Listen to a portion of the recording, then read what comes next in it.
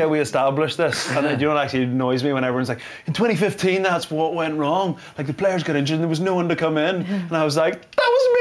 I was there. I was like, shut up, Jason. What do you know? Like, Joe presents House of Rugby, United Rugby Championship, together with Bank of Ireland, proud supporter of the 4 Irish provinces.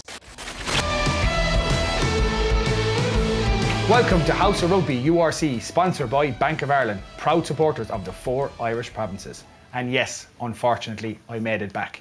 Once again, I'm joined by the lovely Megan Williams, Greg O'Shea, and friend of the show, Mr. Darren Cave, the Ulster and Ireland legend, might I add. Exactly as described. It's good to be back. I'm always a wee bit in awe of him, the rugby lad. So it's great to be in his company again, looking so fresh. Last week's show just wasn't the same, guys, was it? No. Well, I actually managed to get a word in last week. And it was great content listening in the car on the way down. So well done. Yeah, flowed nicely last week. But look, Jason, it's good to have you back with your new coloured beard and everything. Yeah, thanks. Cheers. You had some spare time in Edinburgh to get it fixed. I did, of course. Yeah, busy away. Can we look? I'm sorry to be rude now, but can we talk about a bit of rugby or anything? No. Yeah, let's get into it. Start off, obviously, of course. But actually, before we get into the rugby, we'll start off with, I know you don't want to speak about it, but poor Munster are stranded over in South Africa. Yeah, the news just came in now, didn't it? They have to go back to the hotel. Someone got COVID. Yeah, so one of the players has COVID, and then you've got another case there with Cardiff. I've had a case as well. It looks like Scarlets are able to come back and they're getting a flight out today. Zebra are still stuck over there. Like, obviously, it's an evolving story, and by the time this show comes out, there'll be more news, but like, logistically a nightmare, but like, it's getting towards Christmas now, and Christmas is what, 3 Sundays away. Yeah. Like, that's pushing it for them. I'd say there's some not happy campers down there. Yeah, I don't know. So I mean, like, what would you do? I feel sorry for them. Yeah. Why are you smiling? I'm a big Munster fan. We all know that. Listeners of the show. I do genuinely feel for them. I feel for the URC. It's like, logistically, it's not an easy tournament to run. It's all very new. Loads of excitement about South African teams. We've got the proper South African teams, and like, where do you go from here? You have people like these conversations. Forget about the health and family side of it. Like, if you bring it back to rugby, like, when are they going to play? Quarantines. Yeah, there's Heineken Cup coming up as well, isn't there? Yeah, Heineken Cup, you have Challenge Cup, Champions Cup, and then those 4 fixtures. Like, it's just going to be. I wouldn't like to be the fixture secretary or the organizer trying to organise this. It's probably going to be a mixture of academy guys and the Irish internationals mixed together, which would be nicer for the academy guys, but it's like you've still got Cass and Wasps to play. Like, I mean, they've got 2 full squads. Like. Yeah. So, I mean, like, a Munster were going to win it this year. Like, that was obviously. I was going to say, give them 2 points, 2 losing bonus points. I would have given them and just get on with it. Like, do you know what I mean? Right. Look, let's move on to the actual rugby. Obviously, the Ulster and Leinster game. We're going to have to talk about that, I suppose. I don't know. Much happened in that game, did it? Yeah, I think Ulster got a win. But anyway, Connacht are playing as well. Anyone who listened to the last show I was on, Connacht, they're no longer my new favourite team after the absolute spanking they gave Ulster a month ago. But Connacht were like, hold on, are we talking about Ulster or Connacht? We're going to start off with Ulster. Like, so obviously Ulster won. Okay, right, fair play. Yeah, we're on co-coms. Give us your reaction. Congratulations. Thank you. I'm astounded. Yeah. I genuinely didn't think they were going to do it. Like, I remember when I was playing. See, when Leinster announced their team, like, it's almost boring because it's always like, okay, you've got 6 internationals left out, and they bring in guys like James Tracy. You know, you're going to 6 caps. Ed Burns 6 caps. There's just caps everywhere. And I sometimes thought when I was playing that, see if you had Leinster full strength, you were actually as well playing them full strength as you were that sort of team, because the full strength team, you might get them on a bad night, not interested. Whereas when you've guys who are like fighting for contracts, fighting for places. So although I thought Ulster were good, I was quite disappointed with a few of the Leinster performances, you know? Yeah, they just weren't at the races. It was unlike them. Very uncharacteristic mistakes. It seemed like they were a bit lost of creativity in the centre of the park a couple of times, didn't it? And James Hume had a serious game with Stuart McCluskey as well. What did you make of their game? They were good, and I know you didn't like James Hume's celebration, Greg. It wasn't for me. Like, you'd see that on the 7th circuit. Like, Look, James, I've never met you, man, but I'm not a fan of that kind of celebration. Well, let's talk about how he played. He played well. And I thought a lot of the physicality he brought in defence. He was one of a few. You could see that Ulster's game plan without the ball was just to try and, like, they were all over in and around the offside line, should we say, all night, flying off the line, knocking boys over, and that was obviously their plan. Let's go down and fire a shot, so to speak, just cause mayhem, and it really worked for them. They really disrupted Leinster. Like, they shook Leinster really well, didn't they? But like, I thought Ulster, in my opinion, I don't know if you agree with me, lads, that they just looked like they wanted the game more. Yeah. Like, even the reaction of the little wins, the fight on the ground, the turnovers, that some of them just like jumping up and down on the wing because they were just so excited to be winning, and Leinster just was a little bit flat. Like, sometimes I think over the past couple of years, I have thought with Leinster, how did they do it every week? Everyone has bad games. Everyone, and they were poor last night, but if you look, they haven't had many blips, over the last. And I always I remember back to, like, when I was playing, like, you'd play crap like once every 5-6 weeks, or at times in my Ulster career once every second week. But do you know what I mean? And so I was surprised, but I do think credit to Ulster. They had a real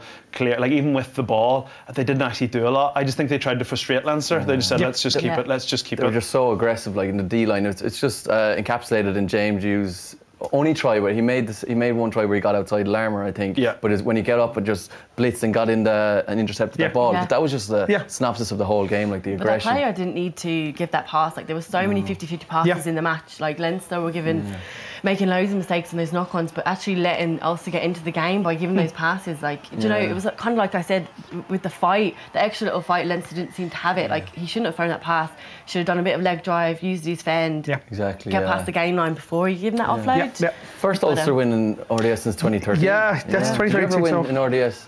I lost once or twice, or 10. But I played in 2013.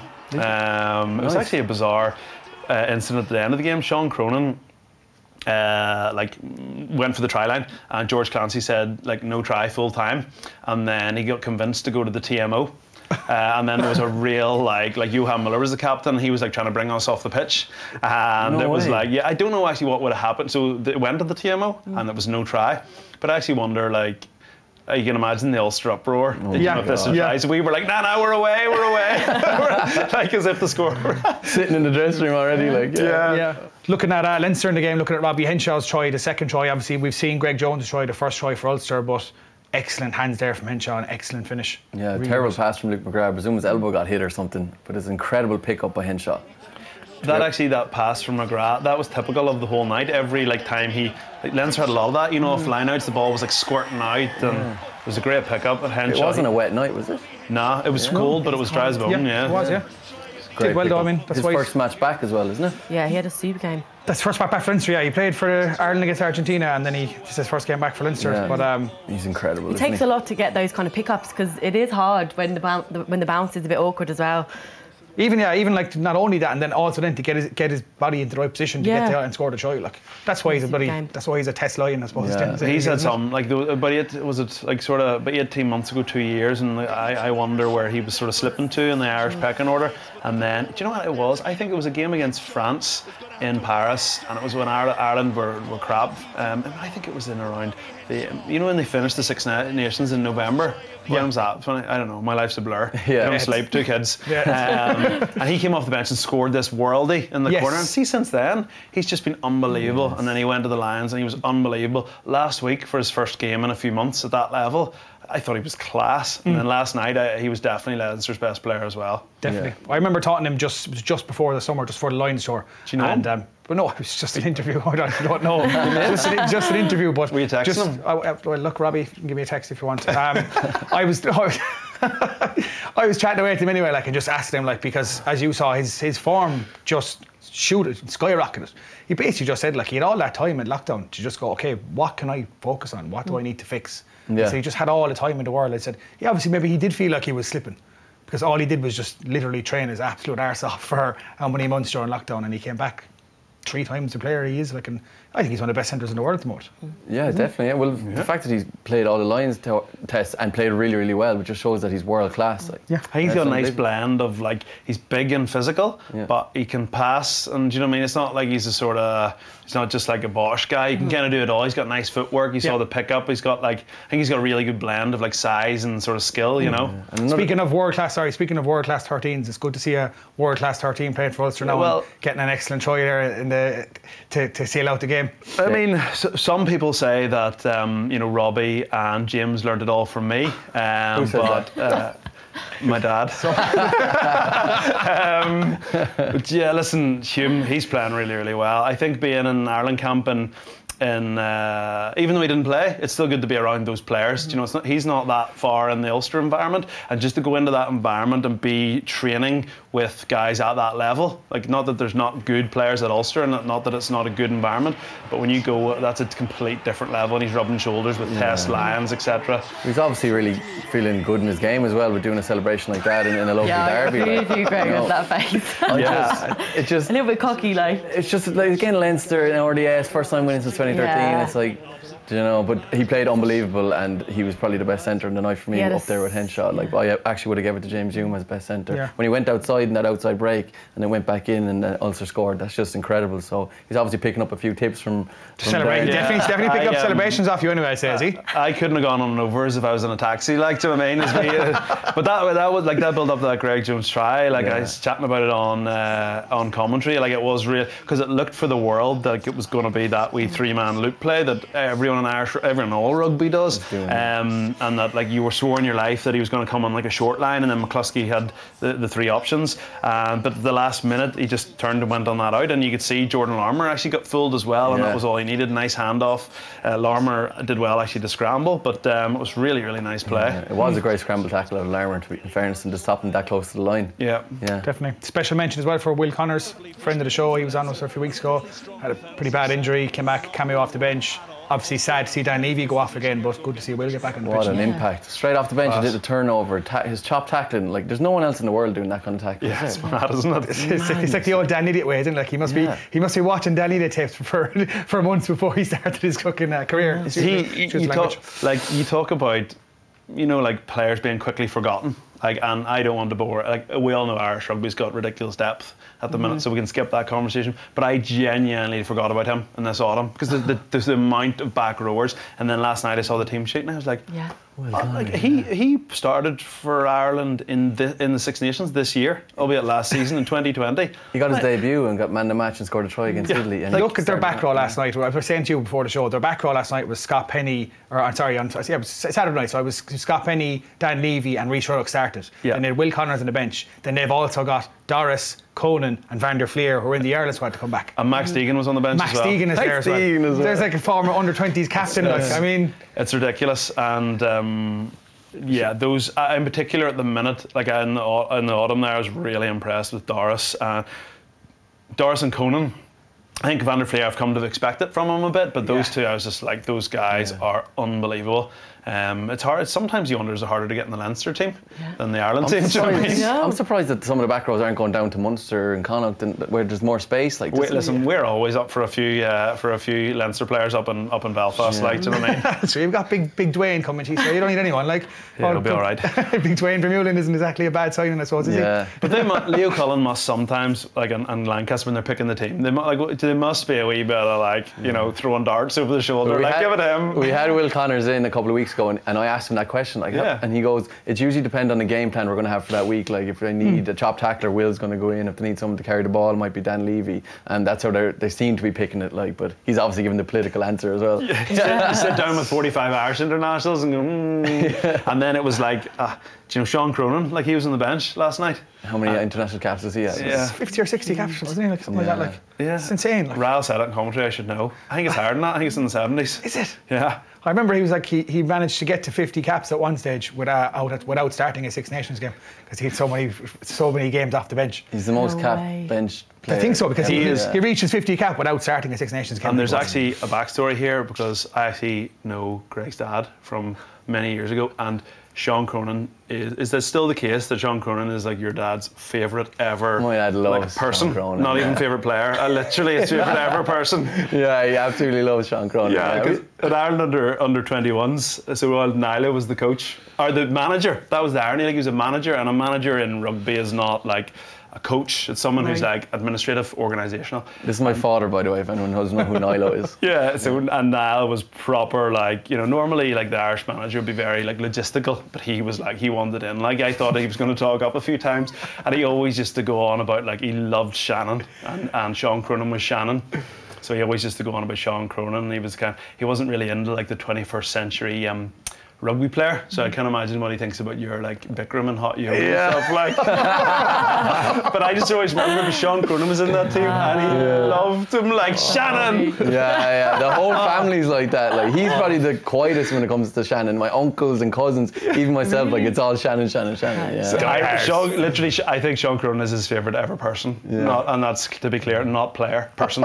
Yeah, my dad's old school when it comes to rugby now. I can only imagine what kind of stuff he was up to. I remember meeting Fionn Carr, sorry, this is a side story, in the sevens team. Yeah. And Fionn Carr didn't realise that Niall O'Shea was my father. And we're sitting down having lunch in between sessions, and Fionn goes, yeah, I had this, I was going to say bad, I'm not allowed to curse. I had this fella as a manager who was so hard, he was just, and his name was Niall O'Shea. And I just looked at Fionn, and all the boys were like, this is so awkward, and no one told Fionn until after, like, and then he was all like apologetic to me. I was like, man, how are you supposed to know? I know my dad is a hard arse, like. Yeah. I think I remember him giving off about like players getting massage and stuff. You know, I think there was, I can't remember what happened, it was that long ago, and I remember there was like a team meeting and something had gone wrong. Mark McDermott was the coach, who was crackers, McDermott. Like, he's head coach over in Russia now, I think. That sounds about right. He's mental. Like, he was mental. And I remember Niall came out of nowhere and started going like, yeah, he's up there on the massage table. We're like, what's going on here? So I grew up with him, But like, in fairness, it's worked. He coached my Shannon team underage, he coached my school's team, and we won everything. Like, we used to run old school. Oh my god, run us into the ground, like, which is, it worked though. Shout out to my dad. Will he be watching or listening? He'll be listening to this. All right, we move on. Stop talking about my father. Where were we? We'll take us into Ulster 20, Leinster 10. You're happy enough with that. Happy enough for that. Do you want to take us into the Connacht game? I'd have taken that result for the game. Just put it that way. Shame Leinster didn't get a losing bonus point, you know yourself. Anyway, sorry. No, super game, really good. But we'll move on to Connacht and Ospreys, 46-18. And you were just saying there as well, that, Darren, that it was absolutely huge game from Connacht. The best you've seen them, like. Connacht are unbelievable. What is it with Connacht? Like, sometimes I watch them and I'm like, you know, back to 2003, disband them. And then sometimes I watch them and I'm like, they are the best. Like, against Ulster, have we talked about Ulster? Another 40 pointer. They were unbelievable. And then, who was the other game? They beat was it the Bulls way back when? Yeah. And then but they lost against the Dragons, wasn't it? Yeah, that was a poor game. Yeah, I mean, but it's either like how they play, and like they're the only team that can play rugby at that level in those conditions. In sports ground. Yeah. Oh my God. Yeah. Them and the Crusaders, they're the only teams in the world that can play in those conditions. But the weather was really, really bad. It was coming down, and they executed the ball like so well. The play and just keeping the ball alive, doing the simple things really well was like super impressive.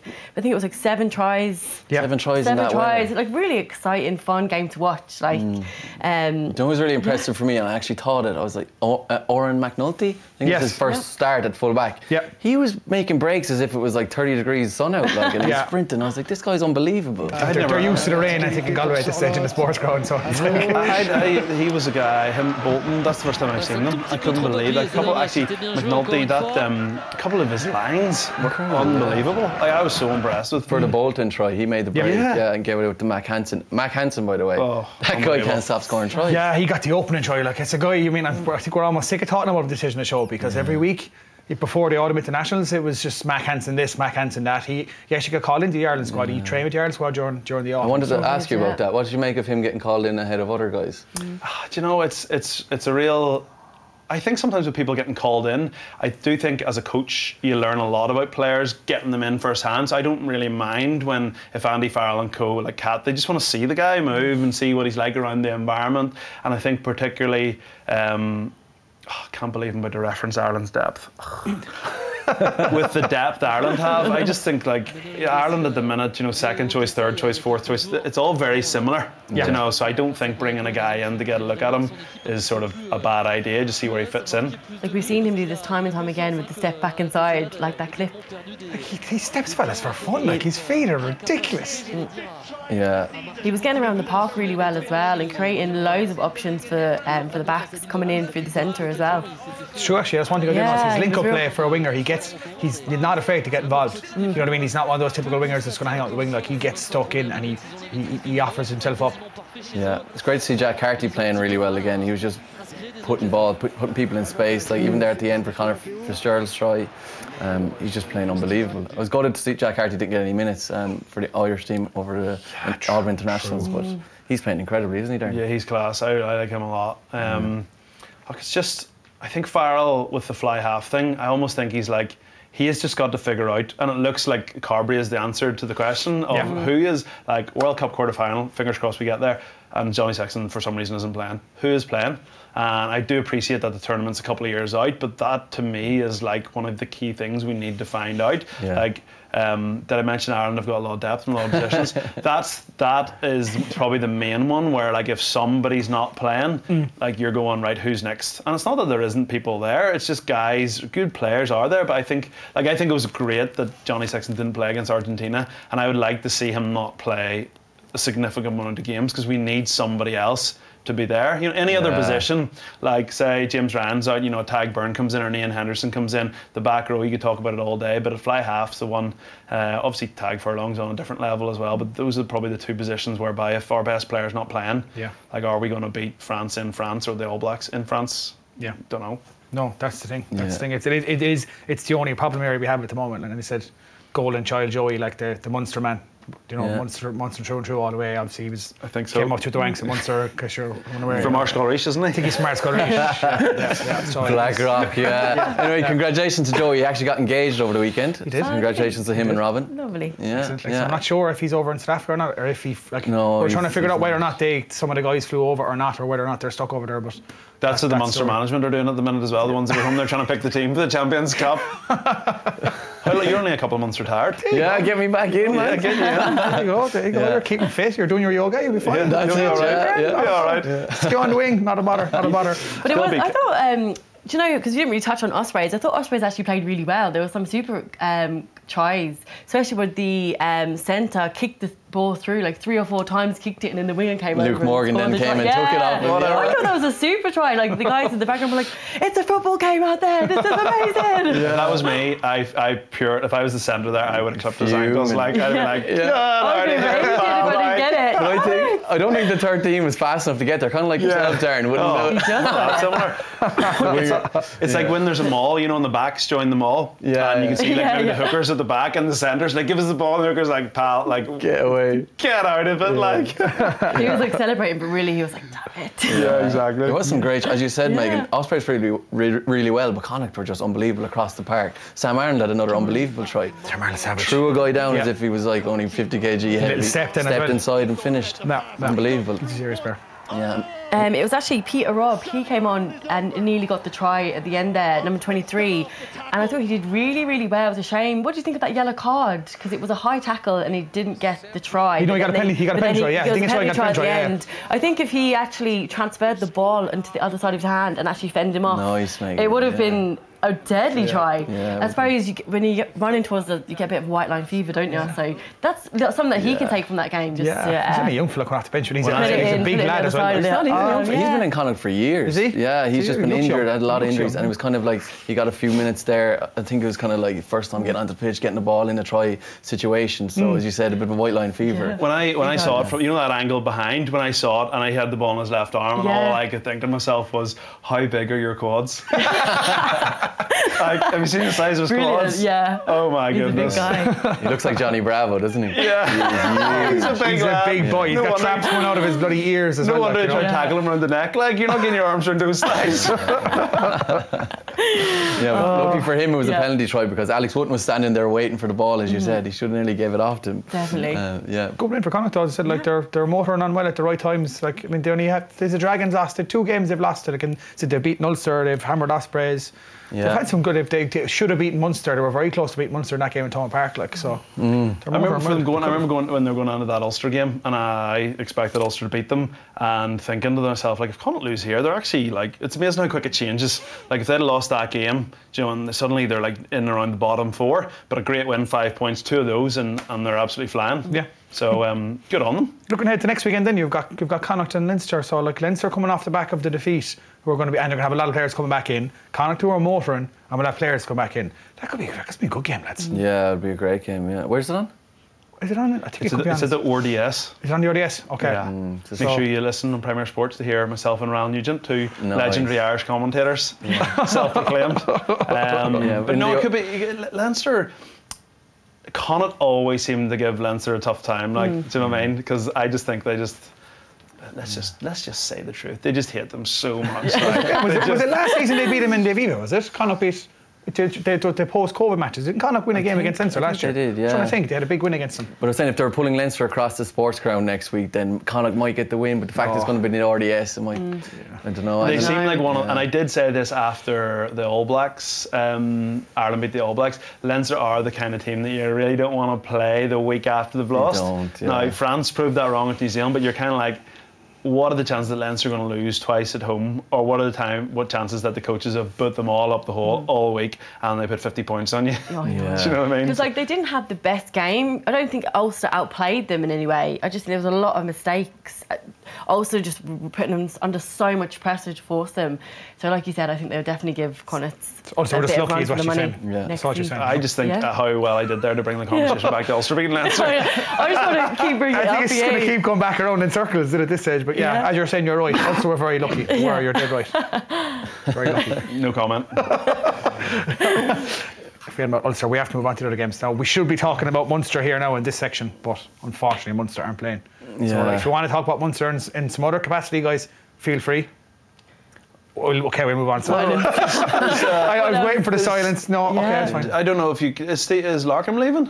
Larkham's leaving. Larkham's already signed for the Brumbies. That's big news. Did he get a contract with the Brumbies? So he's leaving at the end of the season. He got offered a contract, decided not to go, and he's signed on for the Brumbies for the 2023 season, I believe. So what's he doing for 2022? So I think it's because but the season...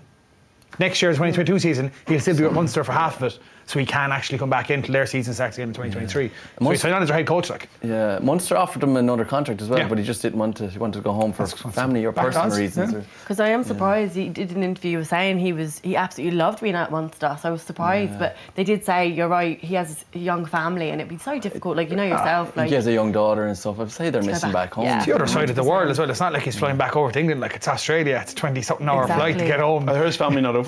No, I'm not sure. I don't think so. No, I don't think they are. But he's going back to no the same screaming toddlers in the house. Oh, poor Larkham. Poor baby violin over here, like. Little violin. I don't know if it's a controversial viewpoint.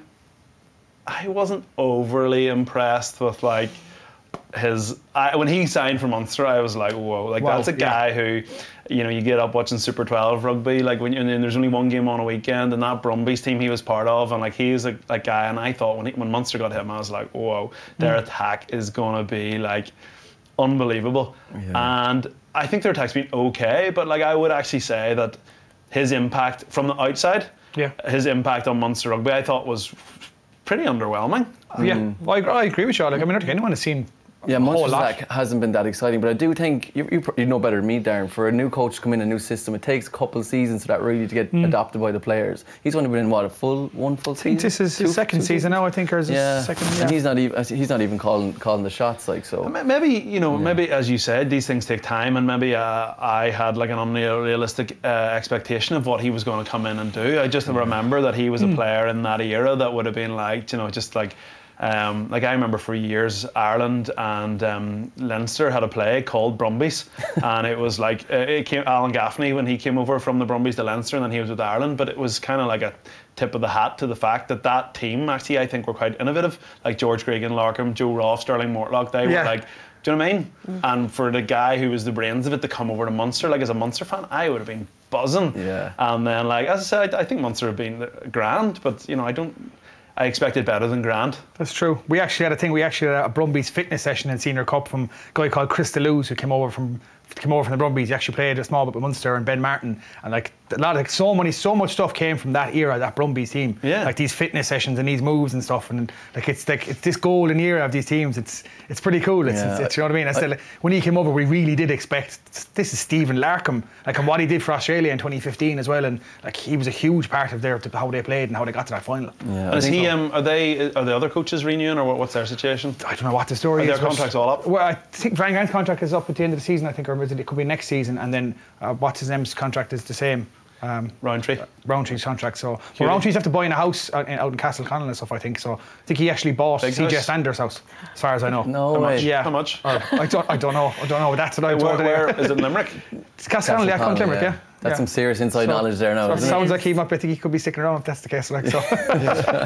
Right, there was a couple of Galway games that were on at the weekend as well, actually. Yes, there was. We'll talk about them as well if you fancy. Just a quick roundup of Bennington and Glasgow Warriors. So only 1 point in it, 19 to Bennington, 18 Glasgow Warriors. And Bennington, delighted for them that they got that win. They were so excited. I follow them on Twitter, and they're like a big happy family, and there was a big picture of all of them with no tops on. That wasn't the reason why I was watching it. But yeah, they called the Lions, and they had a really great game. First try, 35 seconds in. Yeah. That's incredible. 35 seconds in, caught the box kick, stepped the guy, and then chipped it over his head. Unbelievable try. Some finish. Yeah, we'll talk about it in Try of the Week anyway. But great for Benetton to get a win. Like, the Italian teams just plug away, always getting beaten. And nice for Ospreys to come down, who are a decent team, and get beaten by them. I'm delighted for them anyway. They get the Italian teams. It is hard. Like, I don't think, particularly the international team, like, I do think sometimes they get a wee bit of a hard time, because, like, I know Mike was on the show last week looking them relegated. Like, he was looking the Uruguayan. Yeah. But I think it's really hard to measure where Italian rugby's at, because Northern Hemisphere rugby is so strong. The club game's maybe a little different, because, you know, the Welsh teams are, but from an international point of view, you know, Italy are struggling. But look at the other teams. The other teams are flying. So it is hard for them, and it is always good. Like, the Italian teams need to be strong. Like, the competition needs strong teams. So it's always good to see someone go there and get beat. It was a great way for them to win as well. A kick at the end, 82 minutes, and we saw them all cheering as if they just won a cup. Like, so. Well, like, come here, Benetton have won a cup more recently than Munster, Ulster, Connacht, and Leinster technically, because they won it during the summer with the Rainbow Cup. So, that's true. Like, it's been 10 years since Munster won something, and Benetton won something over the summer. Like, so, yeah, it's fair. Yeah. Same with Ulster. Like, so, I mean, they're obviously not doing too bad. They've got a trophy in the bag, haven't they? Yeah, you know, 100%. Great They had stuff. some great celebrations. But anyway, we're moving on. There was another game, the Dragons v Edinburgh, 30-14 from these guys. Another super game. Darren, what did you think of that match? What did you think? Darren obviously watched it, yeah. You know what? Did you watch it? It was real game of two halves. The first one was incredible by Boffelli. They literally, after a minute and 30 seconds, the 6 made a break out of the 22, gave it inside, and 15 kicked it over the top. It was unbelievable. There's also a Jukebox of the Week we're going to talk about in a bit out of that game. Some incredible moments. This is Joya's second try here, I think. So Joya got 2 then as well, like, so. Oh, great. Yeah. It's good to see, like, there's a lot of Argentinian players that are after being snapped up with the Jaguares going down, and like serious talent that are being picked up across Europe at the moment. They didn't even get the time off. They played last week, and they were straight into playing club rugby as well. Yeah. Poor Argentinians. But the Gwent Dragons have been a bit hit and miss throughout the URC, haven't they? They've won some really good stuff, but they just didn't seem to perform as well. Yeah, so they beat Connacht at one stage, like, you know what I mean? Like, and they beat Connacht well, and they're very Connacht side, if that's a way of putting it, like up and down kind of a thing, that they can come out one week and smash someone, and they come out the next week then and get beaten. So they had moments of brilliance in that game. Sam Davies scored a try, and Jonah Holmes scored a nice try as well, but just Edinburgh were just too good for them. So we got a try here from the Dragons. This is Sam Davies' effort, one you mentioned already. That was a low-key knock on there, but the ref let it off. That's a good line. Serious pace out of 6 inside to Sam Davies. In fairness to Sam Davies, he's an incredible player, and he always has been. It's just the rest of the team don't really seem to be on his level every time. That was what when I was playing and I had a mare, I used to say that I was unbelievable, and everybody else just didn't understand. You know what I mean? At Duke's I used to playing against him. I just like, he's a quality player. He does it all, kicks, like good run game. Good running game, unbelievable. He's a guy as well. Like at one stage, he was like the golden child of Welsh rugby, and just got a few injuries and then kind of ended up back, and he's trying to.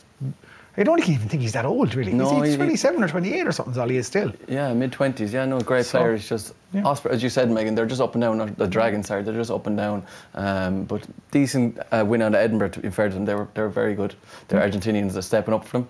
Definitely. So we're going to try the weekend now. I think you will. Yeah. So first up was Shane Bolton. We spoke about it earlier in the Connacht game, where Oren McNulty made an unbelievable break through the middle, gave it out to Mac Hansen, who's just playing out of his skin at the moment, and back inside to Shane Bolton, which was incredible try for me. Yep.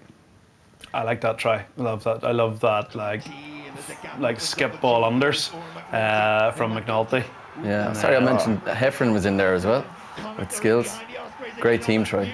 Yeah, Connacht have got some serious backsides, and as I said, there's more of them coming out of where they're coming from. Like there's two more guys coming debut in there. Like where are they getting these back from? That was his debut, the Shane Bolton, wasn't it? Yeah. They've had a few of them come up this season, as in like they seem to be producing a lot of players There's recently. a lot of centres, but where's actually Tom Daly? Did he hurt his knee that time? I'm not Remember too sure. that a few weeks ago he went off with his knee? Oh, Because he yes. hasn't played, and I was wondering. He must have, He must be rehabbing. Can you tell us where he is? You did your research before the show. It's a great finish. It's great to see these new young fellas coming in, and they're Irish lads as well. So it's unbelievable. As you said, Darren Cave, great depth in Irish rugby. There's so much depth. So much. Across all 4 provinces. There is. Yeah. Correct. Well, honestly, we're taking the piss out of it, but every province is so many good players. It's just people are sick of us, everyone saying it. And it's like, we established this. And you know what actually annoys me when everyone's like, in 2015, that's what went wrong. Like the players got injured and there was no one to come in. And I was like, that was me!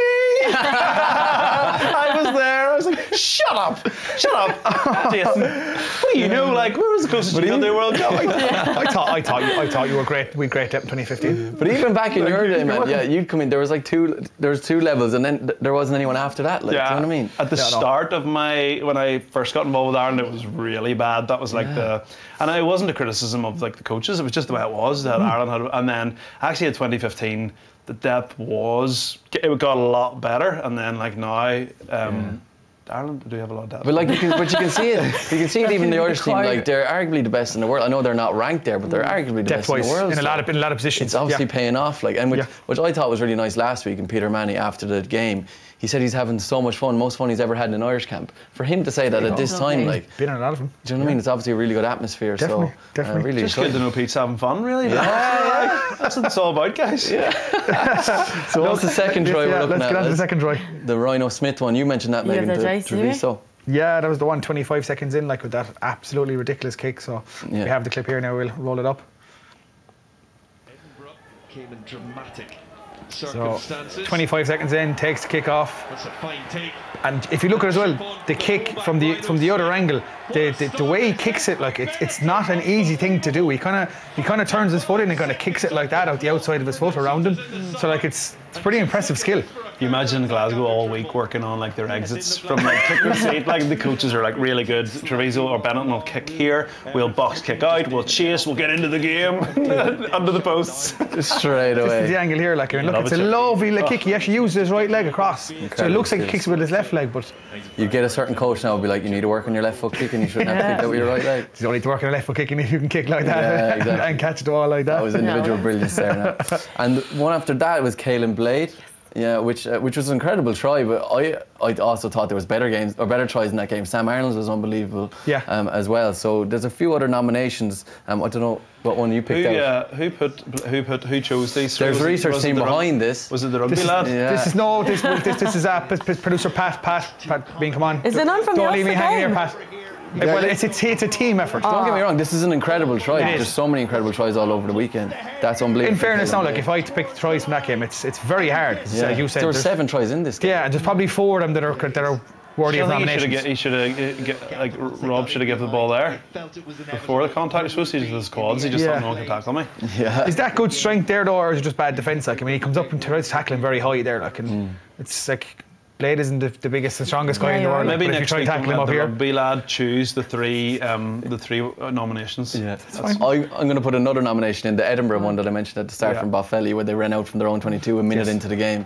that for me. It was a really, really good try. I'm going to nominate myself. Okay. Are you okay with that? I'm Greg. That's fine. Well, we have to pick one from these three, unfortunately, lads. And it's this isn't. I didn't pick these three. This isn't my Darren, decision. you go So I have first. You to get to one. pick. What were the three again?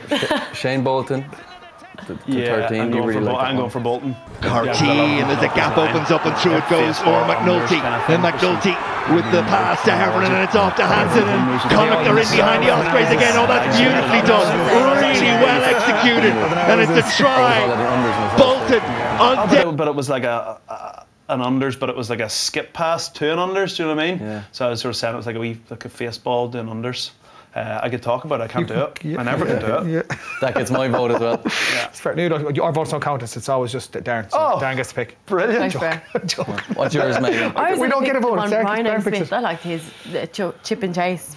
No, he says the Yeah. winger. You like that? Yeah, Yeah. that's my favourite. What about you, Jason? I'm going to go with Bolton as well. I think Bolton was a nice try. Nice. Okay, good stuff. Congratulations, Shane Bolton. All right. You've made it. He gets a prize because Greg seems to be getting deliveries every single week from all these sponsors and stuff, so maybe send him out a prize. Yeah. Pass one on, like free Come something. on, you have so much stuff. I'm actually yeah. sick. I'm like, what else does he have now? We're not all like famous celebrities, like, you know, unfortunately. Like, D-list celebrity. you know what I mean? You're our celebrity. You're the rugby lad. This fellow's on Love Island. This is the winner of Love Island. You're sitting beside here. I'm Like, come on, getting stuff like, sent to my this house. superstar here. Like. and the rugby lads Yeah. here, like everyone at home is literally wondering what next week. What colour is his beard going to be when he dyes it again? They're literally like, it was ginger last week, now it's darker, look, it's going to be come here. silver next week. I'm just shocked that thing's on your face. I thought that was a joke from the last show, like, and it's still here, like, no. It's November, I'm raising money. Oh yeah, well, November, like what? it. You've had it for 6 months. And the rest. And on to my favourite award, the Jukebox of the Week. First up, we've got a team award for the Dragons in the game against Edinburgh. Bundle them into touch pretty well here, like, we've got the clip here. It's nice to see a team effort, I suppose. Yeah, I think it's our first team nomination for Jukebox. With some serious strength to push those boys over the touchline. Great, Maldi. Like Edinburgh have momentum there, like, and they managed to wheel it and get them out, like, so. Yeah. Team effort day. Yeah, we love a good maul as well on this show, don't we? Like, we absolutely love I was it. going to say, this is a real rugby nerd nomination. Great maul. Like, I couldn't tell you what's happening there. Like, I don't think I've ever actually been in a mall. no, I think I was in there once by mistake, never to return. Yeah. Munster won 2 in cups at malls, like, so. They did. Of course they did. That's all it is. Yeah. So, We have the second one is Luke McGrath. He with a crucial tackle on Billy Burns on the Leinster try line in the first half. This is an incredible tackle, to be fair. it is, like, he shows serious strength here. Pulls him back. It's a bit of a rock bottom, is it, kind of? We kind of nod to James Tracy there as well. He kind of helped him, to be honest. Just a wee bit. Give it to a the wee course, bit. come halfway. We'll yeah. give it to Lukey for pulling him. Yeah. Lukey, as if I know him. Yeah, I think that, look, that is a rock bottom. it is. It's a great hit. Poor Billy Burns. He probably saw the white line there. He was going, Thought he was in. yeah, like he was got it, thinking yeah. about who was going to, it was he or Cooney going to hit the conversion. Next thing he said was ours. And the last one we have is same game. Stuart McCluskey got Ross Byrne in a big hit, and there was a bit of controversy around the penalty here. It went for Ulster, but Leinster felt like it should have gone for them. Stuart McCluskey had a great game. He catches Ross Byrne nicely here. This was like a real messy passage of play here because McCluskey looks like he might be offside. Then it looks like it's nearly a high tackle, and then James Tracy gets penalised for like going off his feet, and you're like, what's going on? Frank Murphy's just blowing all around him. What's your unbiased opinion here, Darren? Like, should it have been a Leinster penalty? Maybe, yeah. I really hate the head on head and shoulder on head collisions. So like he's definitely slipping. I don't think it's a card, but I don't think you'd have a lot of complaints if that was a penalty. I just hate people getting hit in the head because I think it's dangerous. Of course. Yeah, there definitely wasn't anything malicious about it because he just kind of ducked towards the end, then didn't he slip? There's definitely no intent. There's definitely mitigation, all the cliches you want. But as I said, I just don't like people getting hit on the head. Yeah. So we'll have pick a winner there. So I think, obviously, I don't think we can pick that as the winner, like, because that is. Darren's not happy with it, so he won't Darren's pick not happy that with one. it, and it is really right though. It's a dangerous tackle, so it's up to. I'm going to go for Luke McGrath anyway, and I don't know about you. Luke McGrath / James Tracy, I'll go for that, yeah. Luke, okay, we'll give. I'll go with James Tracy. Yeah, it was a good. You're going with James Tracy, and you're going with. I'm just going to be awkward and say I like the team award. Oh, here she goes. Like, So lovely. Yeah. Rugby was the winner. Rugby's the real winner here. Megan loves small defence. Okay, so the Jukebox award we goes to James Tracy. So brilliant. Luke McGrath's a real loser there. How did he get that taken off him? Like, yeah, good stuff. We'll move on to some other news, guys. So the big news is from the Barbarians match we were talking about before. The men were cancelled 80 minutes before kick-off. And what a shame. Like 29,000 fans came in to watch the game. Like huge for the women's game because they actually got called in to play at 2:15 instead of 5:15. Televised as well, yeah. And that was in front of that crowd. It was unbelievable. But poor lads. What do you think, Darren? Four players, two staff. Per Rob Carney. I mean, you got to feel so sorry for the guy. That's it. You know, he hasn't achieved anything in the sport now. Listen, I do think games being called off, like we don't want it. It's not ideal. There's so much goes on to putting a game on, and yeah, all the cliches. Yeah, so safety first. I totally have to appreciate all that, but it's a shame because there was 23 players that were able to play. Still, and they still called it off. And the Samoan guys came out and did the national anthem, which was so lovely to see. Like you can just see that's how the sad part because they don't get to play that many games. I know, exactly. Do you know what I mean? So like the Babas, like they're all made up of superstars all over the world who are playing for top clubs and top countries. Samoa, like as I said, they came out and sang the national anthem at Empty Stadium because they don't get to play too many games. And this is a huge playing in Twickenham against the Babas, huge occasion for minutes. Because, well, come here, we won't blame anyone. It's better safe than sorry. Like 4 players got a positive test and 2 staff, and you don't know who else would have got it. Like 23 could have played, but you never know. It's definitely the right decision to make. But and then we could, like, who knows what's going to happen? We could see a bit more of this. Not to bring the conversation back, but when are these teams going home? You know, what's the quarantine periods?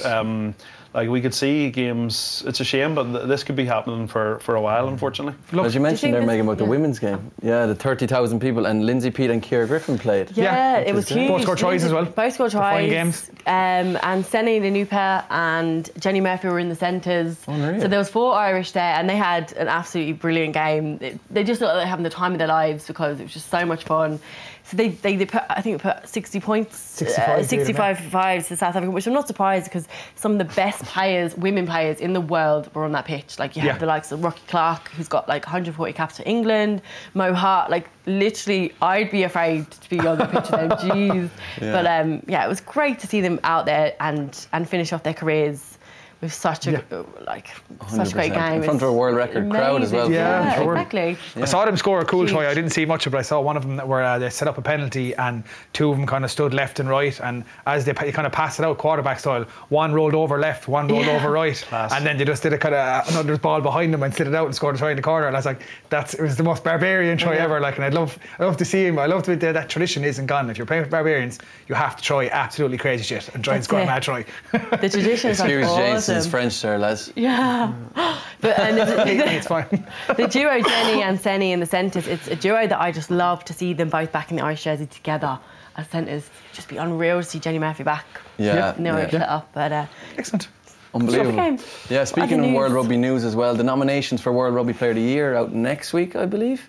And we have a few people in the contention. Anton Dupont, obviously, probably best player in the world. Samu Karevi, Michael Hooper and Mauro Itoje. Who are you giving it to? Did Dricko not already say on Twitter that he gave it to Dupont already? Yeah, he gave it to him already, and is he not on? Oh no, it's done. He's on the nomination. It's changed now. Yeah, just people can vote now as well, and then there's also a panel and stuff. Which is fair. There's some class players there. It's just there. whoever votes the most. No, but who's the most popular in Munster? Because all the Munster fans will be on voting. You have to go from the 4 nominees, but you can't not give it to Dupont. I think the only person who should have been there is Am. Should have been in the nominees.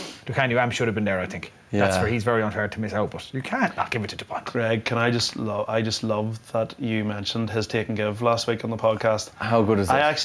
I have to be honest here, right? We were in the living room, baby crying, toddler doing God knows what, and I actually said to my wife, I said, I wish I could have done that when I was playing. And she's like, what are you talking about? And like nobody mentioned it. And I was just like, that is like anyone who wants to be an international centre. Watch that clip. I had to bring it up. I was so happy. Run through it again. Remember it's just a pass, but like Mampipi's try last week for South Africa. Yes, remember that was unreal. Running at full pace, stays square, takes the ball and moves it one step over an English. How he's not now. I don't understand how he's not nominated. And he's been doing that consistently, non-stop for South Africa, and he's unbelievable in the Lions tour. He's been unbelievable in the Autumn Nations. Well, him and Dale Andy decided not to defend last week, so maybe that worked against him. But it was so nice you mentioned that. I was like, finally, someone who understands me. My 2-year-old just didn't get it. I was trying to tell her. She was painting. She was trying to draw a cat. It wasn't a great drawing either, like and I was trying to talk to her about taking Gibbs. She wasn't having it. So Greg gets it. Greg gets it. I love it. I'd give it to DuPont. He's just, you can't compete with him at the moment. So Draco's right. Definitely. Yeah. And what about in the women's then? So you've got English duos, Zoe Aldcroft, Poppy Cleal, Laura Sanzes and Emily Boulard from France. I mean, Megan Phillips. Yeah, I remember playing against Poppy Cleal. She's actually a twin. There's 2 of them. They usually play her sister. I can't remember her name now, but I'd give it to Poppy. She's unbelievable. She's like 6 foot. So strong. She's been so consistent for England, and she's been incredible. Like world class. Excellent. Great name as well. Yeah. The other big news, obviously, is World Rugby amending their eligibility rules. So now we'll say, for example, if you're we'll use Charles Peto as a good example, someone who you will play with Ulster, it's a sin that he's not playing international rugby at the moment because he is a superstar. He was class with Ulster. He's brilliant with Bristol. But now that he hasn't played for New Zealand in 3 years, he can now go back and play for Tonga, without having to go through that sevens loophole like Fekitoa did. Like, I know you played against him over in it was Monaco, wasn't it? Yeah, I played against Fekitoa. Yeah, he was out of his depth in sevens now, to be fair to him. He was so funny. Greg O'Shea gave him a schooling, like. Yeah, I got him, but if he caught me on a 15s pitch now, he'd throw me around like a rag doll. Do you know what? I think the biggest sort of thing we need to see now is, unfortunately, like everything in rugby and life, it's going to come down to money. Like, so these players, you look at your Stephen Luatu's and your Charles Piatois and these guys that are earning like hundreds of £1,000s at Bristol. Like, how happy are Bristol going to be when Charles is like, by the way, I'm going to go play for Tonga. Yeah, I'm going to be late for pre-season. I'm going to be away in the autumn, and that's the real. If they can, I don't know what the answer to that is, but if they can sort that part of it out, because clubs that are paying these players extortionate amount of money, and I'm not being critical of the clubs, like we need people, like we want people pouring that money into the game, but if you are like a privately owned club, the likes of a Bristol, and you're paying Charles Piatois, whatever you're paying them, like I would be saying, well, I'm not paying you to go and play for Tonga, I'm paying you signed here as, I'm not. I hope that doesn't happen, but that will be something that I think needs to be addressed, is that they need to, World Rugby have done the right thing, but they need to make sure that these players are playing. It's already all going through the list and going like, oh, well, he can play, but are the clubs going to let them play? Are they going to be encouraged to play? How are they going to compensate clubs that are paying for those players, you know? It's very easy in Ireland because the clubs are not privately owned, they're owned by RFU, and it's all through, you know, release times and playing windows and rest windows. But I just think it'd be a crying shame if those guys had to take pay cuts or just ultimately made themselves unavailable, because like I know Charles very well, obviously, and like Charles is one of, I think, either 10 or 11 from humble beginnings in Tonga. Like, so, you know, you would never begrudge Charles coming, like cutting his career short, coming to the UK and earning a lot of money, because like, you know, he was picked up by a big school in New Zealand to go and, you know, scholarship. Like, he's not from a lot, so you wouldn't begrudge him earning a lot and sending it home.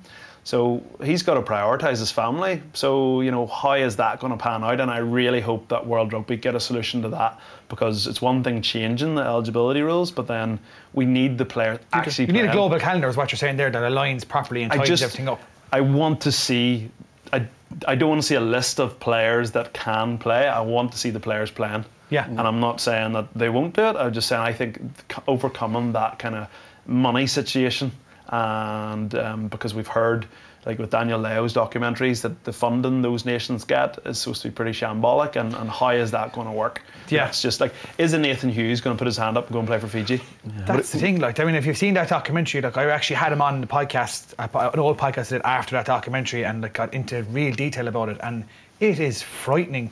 Like, it's some of those players have to pay money to go play it. Never mind not having facilities and not having this there. Some of them have to take money out of their own pocket so they can go play for their country. It's mad. Wow. You know what I mean? Like, and it's... Well, hopefully World Rugby step up and they actually start funding these second tier, third tier nations, because it'll be better for rugby. They're for not instance, gonna, like one that came to the top of my head there, I think Toby Flood played for Germany, or is going to play for Germany at one could, stage. I think he retired, but he was thinking about come back and playing for them next year. Like things like next that. World Cup. Do you know what I mean? That's going to be unbelievable for World Rugby, just these other countries playing. But like, for instance, I could play for Hong Kong. I'd go back and play for Hong Kong Sevens, which would be hilarious. Like, think different things like that. What about you? You're just straight up Irish, nothing else in there. My grandma's Scottish, so Actually, a few years ago, I would have said that 3 years retired, I could have gotten the Scotland team. But Scotland, for once, actually are quite good now. So, what do you think about it? There won't be a comeback now. Thought we were getting exclusive there. House of Rugby exclusive. Well, unfortunately, as I don't see it, it's not going to happen. Like, as in, unfortunately, there's too much money on one side of the white line when it comes to rugby, and none on the other side. And